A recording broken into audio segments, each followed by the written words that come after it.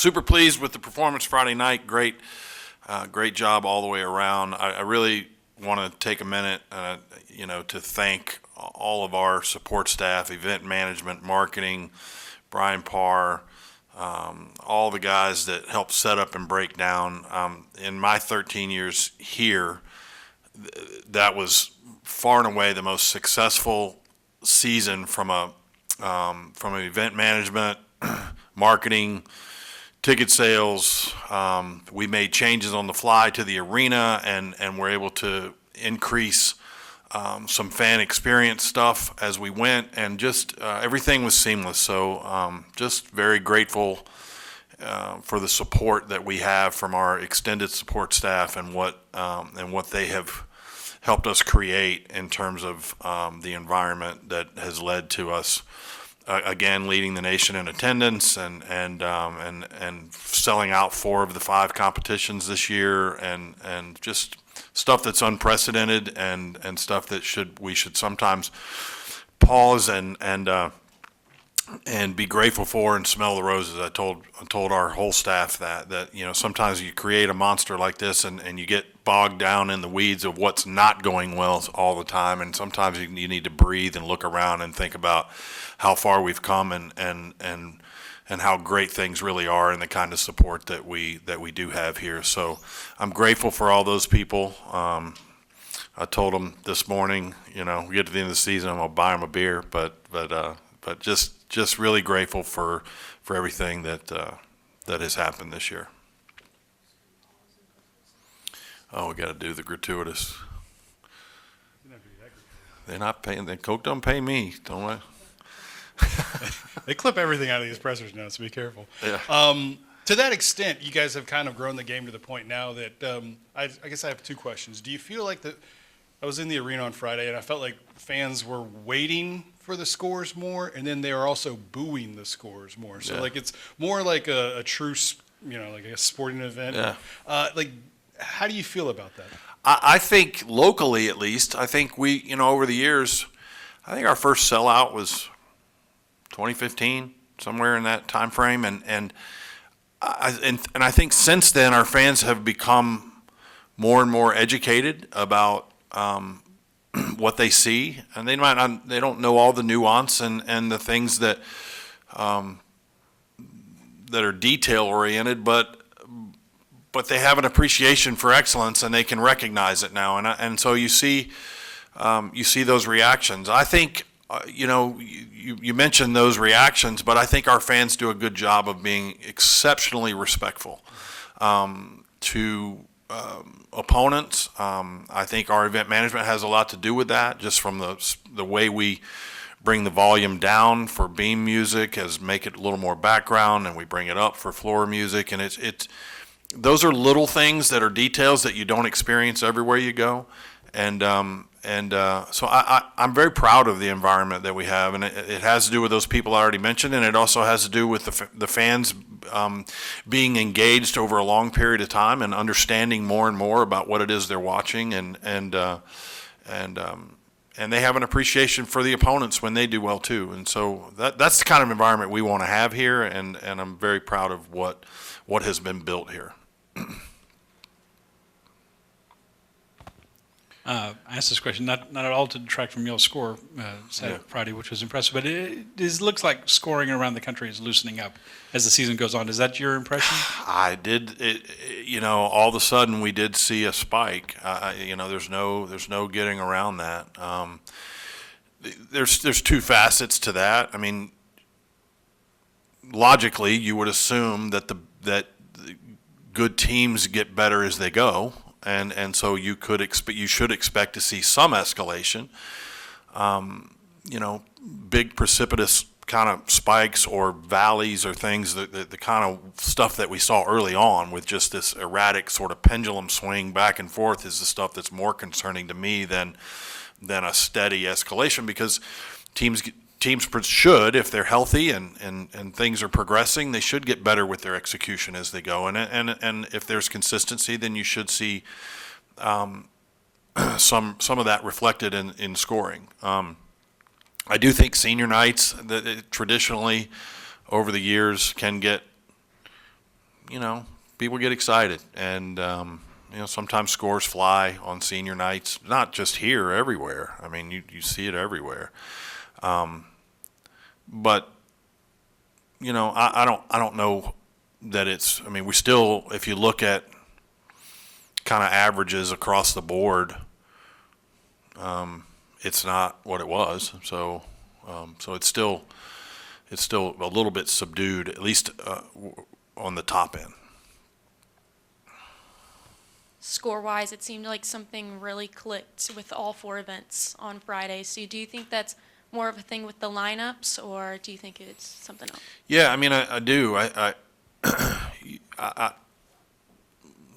When we start on vault, and KJ starts us that way, KJ is super important, and not having her on floor has hurt us this year, because we've not been able to get her ankle to a place where she felt she could do that, and every time we'd get going, we'd have another setback with her ankle. But having her start us the way that she does on vault, it frees everybody up. It just, and I think that's a big thing. I think all those first up kids play a tremendous role. Lexi's ice has turned into a very, very, very consistent lead off on bars. We all know it's been much chronicled about Sierra's leadoff role that she has played, and so I think those roles on every event are extremely important to the ability to capture momentum, and then run with it a little bit. And there's been a couple of meets this year where we've done a really good job of that, and that was one of them. I know you like to not put the pressure on, deflect the pressure from the gymnasts, but Kaylin Chio's numbers this year, she's one of the best gymnasts in the country. Extraordinary. Yeah, She's no doubt. been tremendous, not just as a freshman, she's one of the best in the country. Sure. As you go into this last meet, which is very big for the regular season title, and then the postseason meets, do you want to, work on her mental approach or anything like that, or from what you've seen from her week in, week out, and in the gym, you feel like she's going to be able to handle these bigger and bigger meets? Yeah, very well? I'm extremely confident in her, and she's proven she's just a great competitor. It was cool. I had a little bit of a moment with her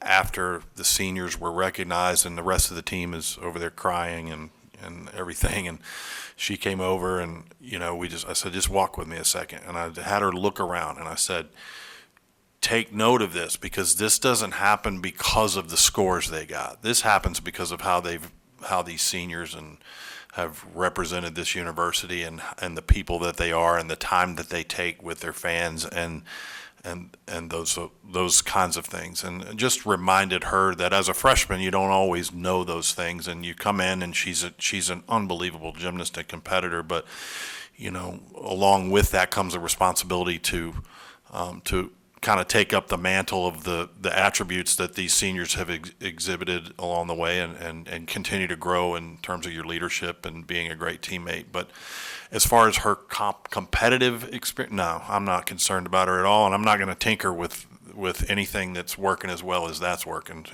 Stay out of her head and let her do her thing. I noticed she and Lexi get together a lot more. Was there like a calming presence with the both of them kind of figuring it out? About a third of the way through the season. Yeah, they've gotten close. Coming in, you come in and you end up roommates with somebody you don't know all that well, and it takes time. And they've really gelled as friends, and have gotten very close, and are very supportive of one another. And you hear it in our Monday meetings, the growth that all of our team has seen from the two of them. So they're very tight, but they're also the kind of kids that are very supportive of their teammates, and they're communicating that more, and they're engaging more with the upperclassmen, and not just with each other, and it's just part of the natural growth. If it goes the way you want it, that's what you want it to look like. You want them to start to really kind of come together, and those two have, and it extends far beyond just the two of them. And then just to the point, like you said, senior day, do you feel like you've crossed the hurdle now and you can finish the season? Like, what is your mindset, I guess, going into Auburn? Man, you know my mindset. Every week's a hurdle. Every day we walk in the gym and I get news from our trainer that somebody's sick or somebody's got to go to the doctor for this, that, or the other thing. And I am a work in progress as a coach because I still want to try and control every outcome and I reach a point and I'm getting better about it. It's just let it go and try to practice what you preach, control what you can control, and so I don't know what tomorrow brings. Cobble, we're in a good place, and I'm pleased with what they've done so far, but we still got 5 weeks, something like that left, and if it all goes well, we have that many weeks, and so I'm not going to take anything for granted. We need to just stay the course and continue to try to improve, and that's what we're going to do. How much do you prepare them for Auburn, a place that is a little notorious for their fan behavior, I guess, and how much has maybe some of the early stuff in this season prepared them for that? Well, I think there's a lot of places that are raucous, in our conference, and we've been to a couple of them, several of them this year, and I mean Auburn has a lively environment, typically, and it's fun, when you know you're going into places like that, you should embrace it and have fun with it and engage with it and enjoy it to the best of your ability. That's what you want. I mean, you want to compete in environments that test you. It makes you better, and that's why the conference is as strong as it is. We've got this format right now where there's a lot of drama over who's in and who's out for the SEC championship right now, and it's unfortunate that we have 9 teams and only one is not going to make it, and maybe we need to revisit that. I don't know, but because it's kind of amazing to me you can be in the top 15 in the country and not make your conference championship, and I in the interest of fairness, I think it probably warrants more conversation to see if we can't figure out a different way. And we've gone through it, but I just I'm proud. I bring that up because I'm proud of this conference. I think we push each other so hard, and there's so many. There's not a team in this conference that is not getting it done now, and it's cool because the environments are great, the product is great, the performance is great, the coaching is at a high level, so it's a privilege to be a part of this conference, and I can't. It's easy to whine and complain about things, but again, I'm kind of in a place over the last few days where I've just been pausing and going, man, we should be grateful for so much, and that's part of it. Doesn't seem like it would be too big a ask to do a play-in meet between the 8th and 9th place teams. We talked about that, but then you're talking about an additional day, from wear and tear. But they're doing it in regionals now. Yeah, and that's NCAA. I think the SEC focus has to be on how do we best prepare our teams to move into the NCAA postseason. And if we do something that potentially harms their ability to perform at a high level, that's not a good scenario. They did talk about doing a 5-team session in the afternoon, but then TV gets involved with that, and that's not ideal because you're building in buys, which we worked hard to get rid of.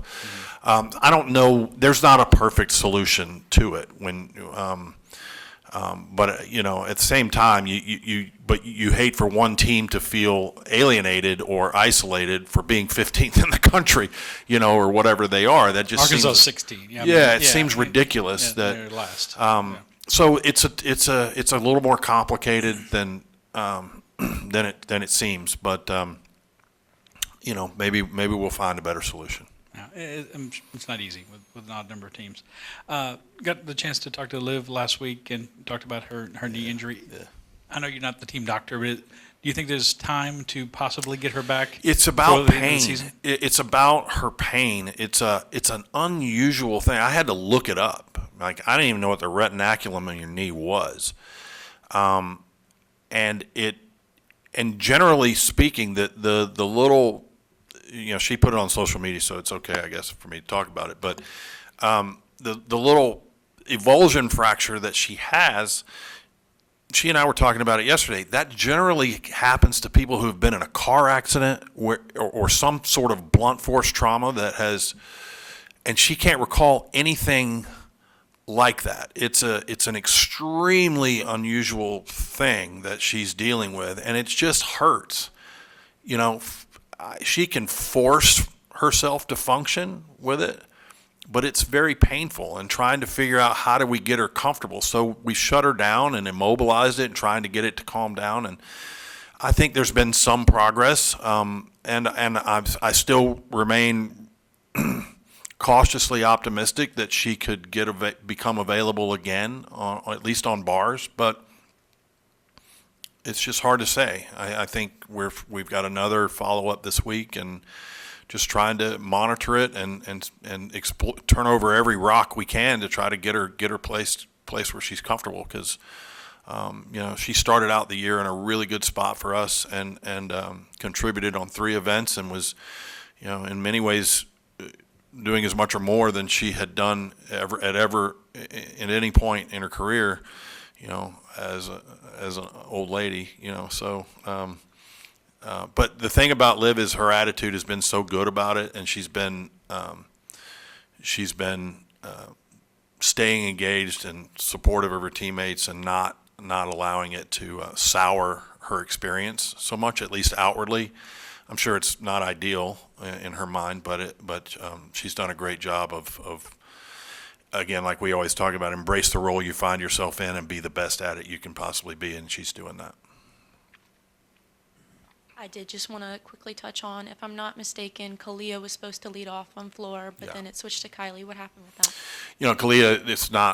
Kalia came in with a rotator cuff situation as a freshman, and so we've been we didn't even start training Kalia really until like November, and it's just touch and go. It hurts, and it's got to get fixed, but she wanted to try and see if she could help this team this year, and obviously has. So she vaulted, and and she felt like she couldn't get her arm back and didn't feel right, and it just didn't make sense to try to push her to do floor. So we're just trying to get it to calm back down again and see if we can't get her ready for regionals or maybe SECs, but maybe not. I want to get her good and calm down before we do anything. And then when the season's over, the docs will get together and see how we get that corrected so that hopefully we can get her pain-free next year.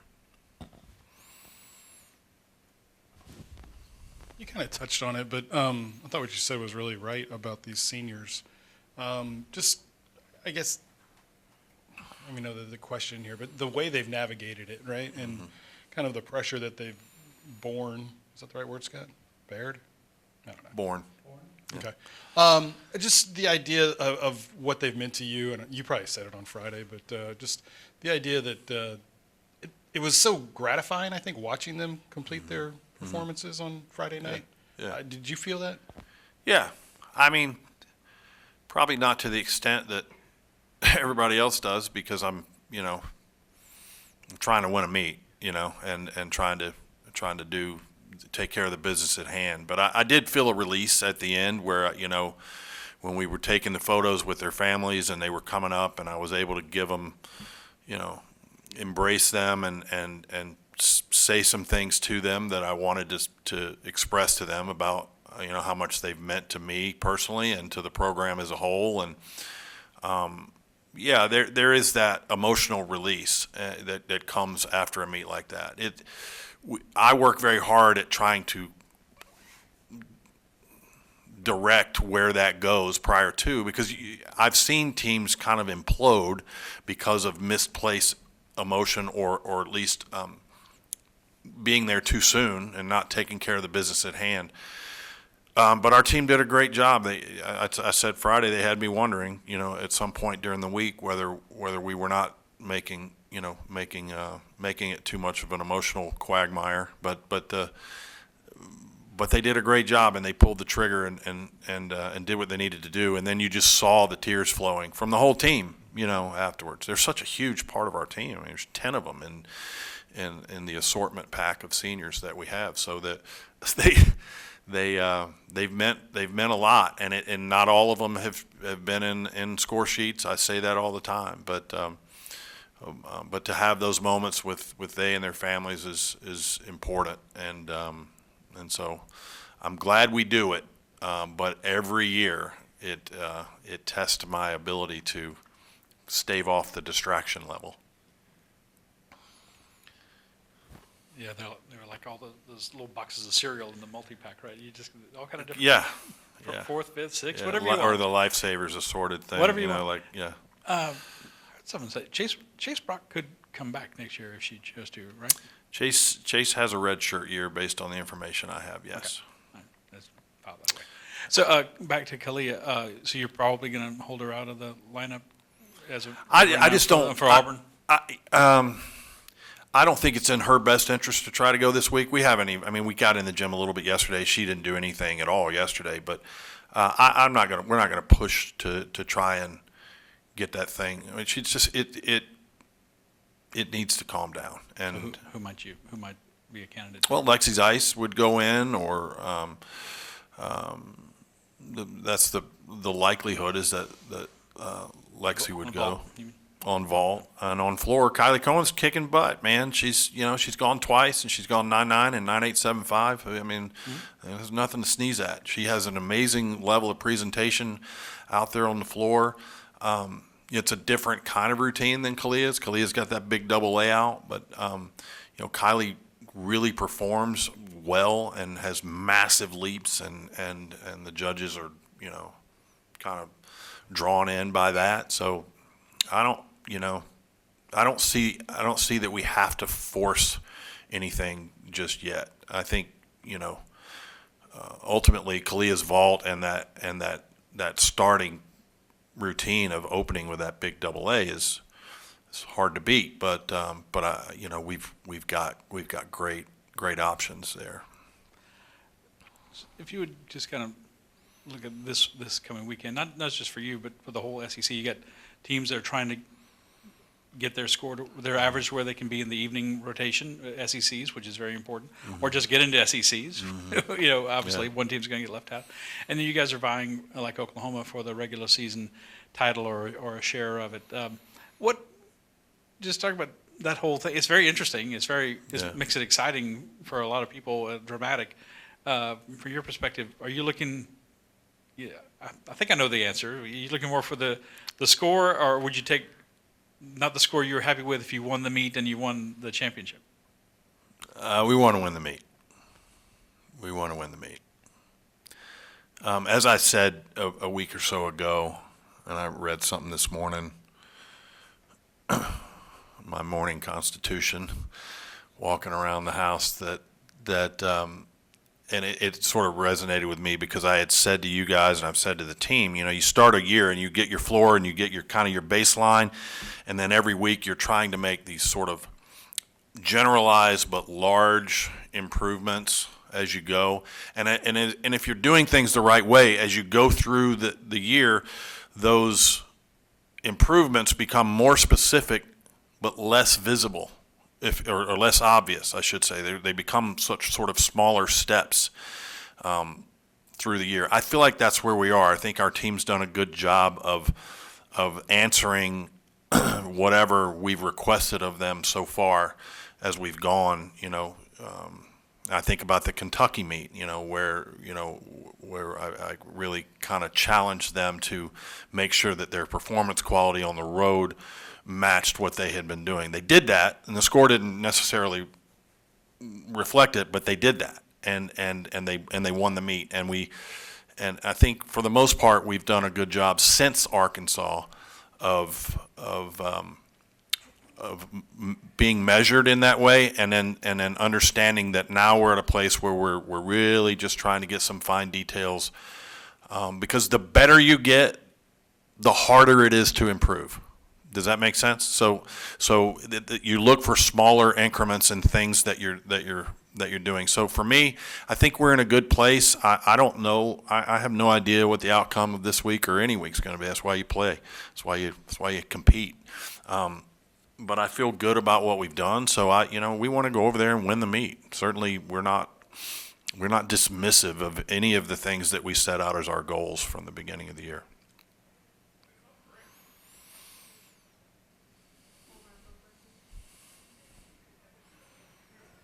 I think that being said, you lost at Auburn 2 years ago. So what does that fine tuning look like? What's it going to look like? 2 years ago, I was calling us Cinderella in a wheelchair, and we were fighting for our lives. And if you go back and look at where we were, I think KJ was fifth on vault, and we were we were a shadow of where we are now. So I don't really draw anything from that. That team will always go down in my mind, in my career, as one of the top 2 or 3 experiences of my entire career because of the way they fought so hard. They had no business late in the year that year thinking that they could get to finals, and they did it. And so I don't compare year to year that way. I think each year can be an extension of another year, but it really is not something that you look side by side and go, well, this experience was this way last time, so what is it going to be like this time? Completely different personnel, completely different team, completely different mindset now.